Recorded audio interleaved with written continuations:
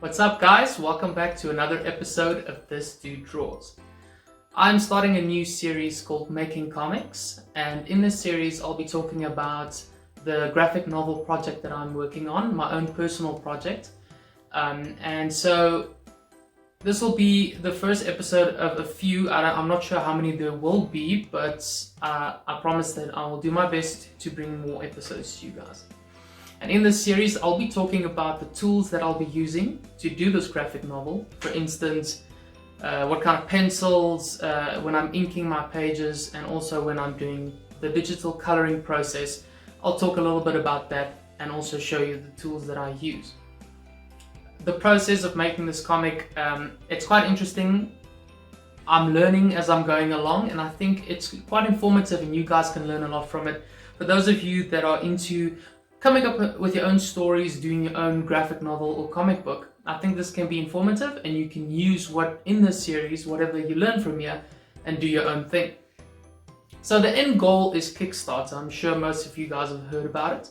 I want to do this graphic novel about 50 odd pages and get it on Kickstarter and see if I can get the funding to do maybe another book or so. Yeah, so that's basically what it's about. I think let's get started and let's see how it goes.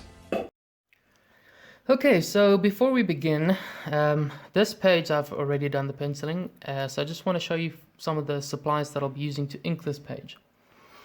Alright, so this one you'll see a lot. So this is a brush pen. This is a pencil color brush pen.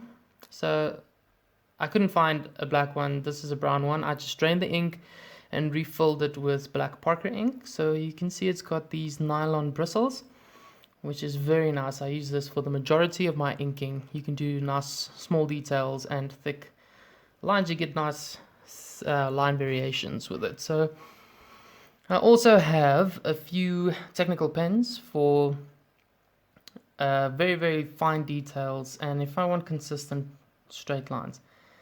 So these are Pigma, Micron, Pigma Graphic, and that's also a Pigma.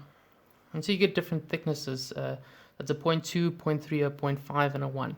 So you can see the tip here as I'm showing you. It's nice and thin. You can get real small details. Then you've got a 1, which is nice to get nice consistent thick lines. And a 5, as you can see. And then a 0.3.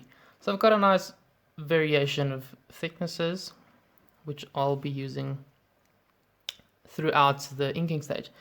So alright, this page I've already penciled, as you can see, and I'm just gonna ink it up now. And as I go along, I'll tell you guys a bit about the story and the characters and just the way I ink these and the techniques I'll be using and why I do certain things. Let me just zoom in here. Alright, we're gonna start here and then I will check in with you guys soon. Let me just find the right place. Alright, here we go. Let's do it.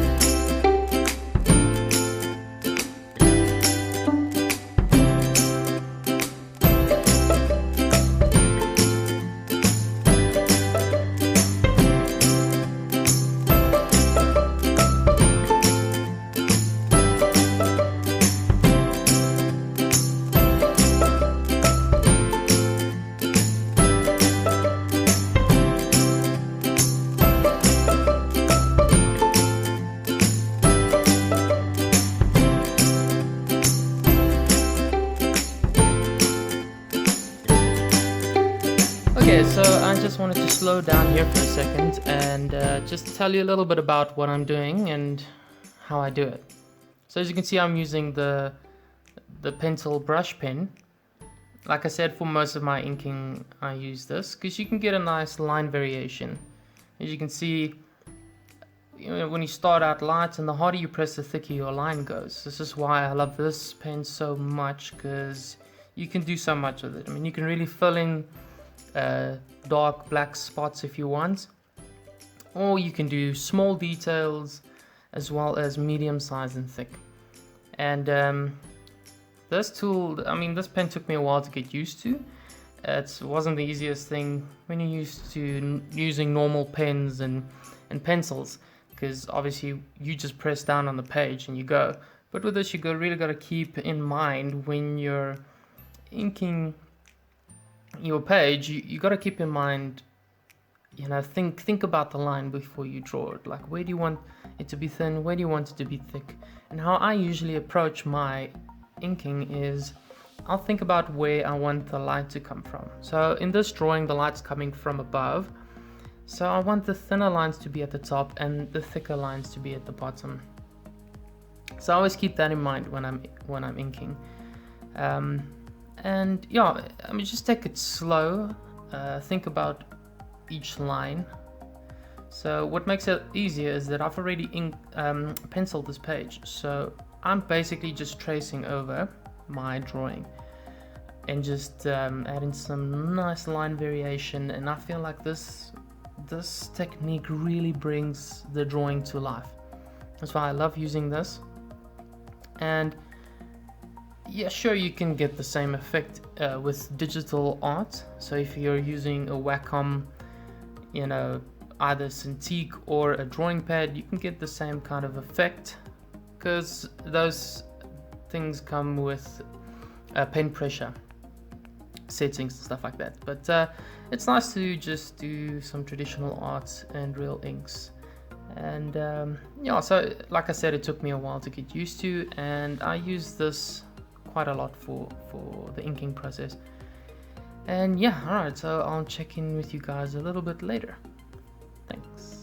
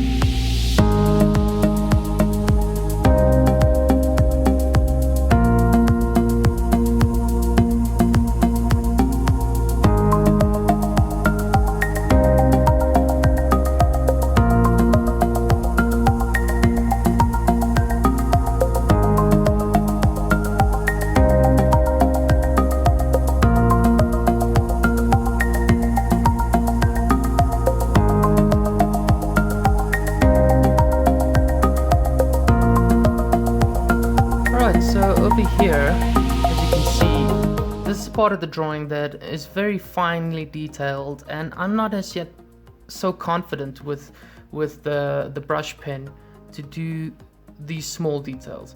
So in a situation like this, I'll use one of the Pigma Micron pens, and this is the thinner one. I think this is actually the point 0.1 or something, I'm not sure.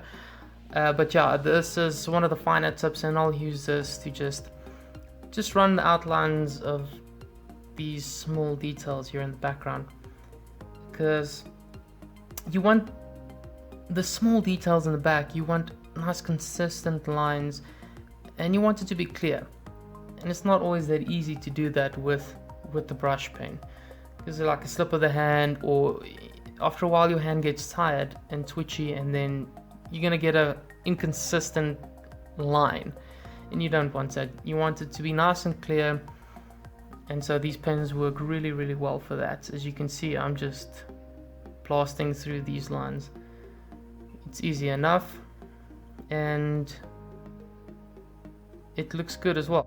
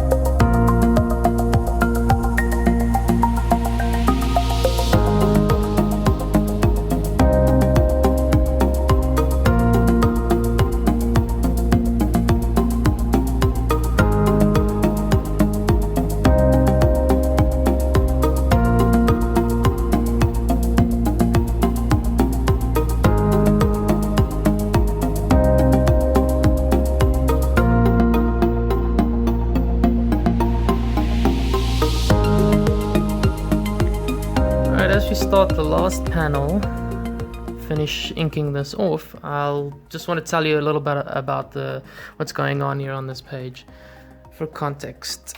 Obviously I don't want to give too much away of the story, because that's no fun at all. So in the first panel you see Ren daydreaming about being a Knight of Alandor. He's obviously wanted that for his entire life. He just wants to be a knight so bad. So he's like daydreaming about that, and then in the next panel he kind of snaps out of his daydreaming when he hears bells ring in the distance. The bells go off, and he realizes that he's late for something, and he tells Habiki, which is his little pet, this little cute pet with the ears and the big eyes, that he must jump on his arm, and then they jump out the window and run off to get to where they need to be in time. So obviously as the story goes on, I'll tell you a little bit about, a little bit more about everything, but I don't want to give too much away. But he's the kind of guy, you can go read on my Instagram, my social media. I posted like a character bio, and he's a kid that's been orphaned, hasn't had the greatest life, and then, he's kind of, I don't want to say a troublemaker, but he gets in trouble a lot. It's just unfortunate that he gets into trouble a lot. I just think it's just the way he was raised and feels neglected and stuff like that. So, he gets in a lot of trouble, but he's got a good heart. And he grows throughout the story. He becomes a better person, and he becomes this hero that everybody longs for, and what he longs for. So that's just a little bit about him, and I think that's all I'll say for now, and let's finish this off.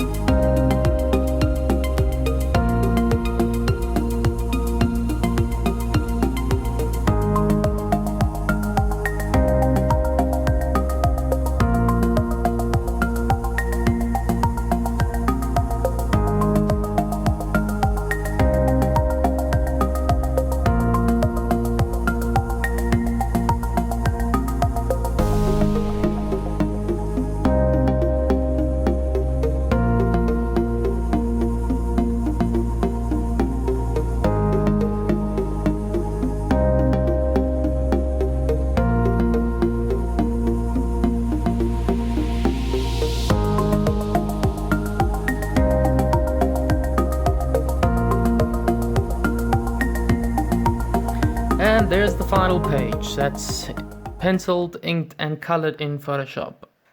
Next week we'll do, I think, an episode where I show you a little bit of the coloring process, step by step, how I do the flat colors, the shadows, the lighting, and the decisions that I make when I'm coloring a page.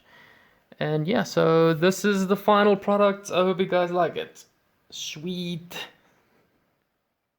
Alright, thanks for watching this episode of This Dude Draws. I hope you guys enjoyed it. If you did, please hit the like button. If you haven't done so already, please subscribe to this channel, share it with your friends and family. And yeah, just really thank you for watching my content. I really appreciate it, and I'll see you next time.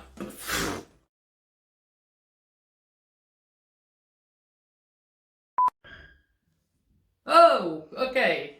That's stupid. What was that? Fine. Share it with your friends and family. Oh, that was almost there. No, I'm gonna go again. That's it. That's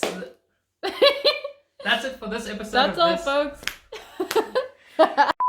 If you haven't already done so, please subscribe to this channel. I would really appreciate it. Why did I sound like this? Okay, wait.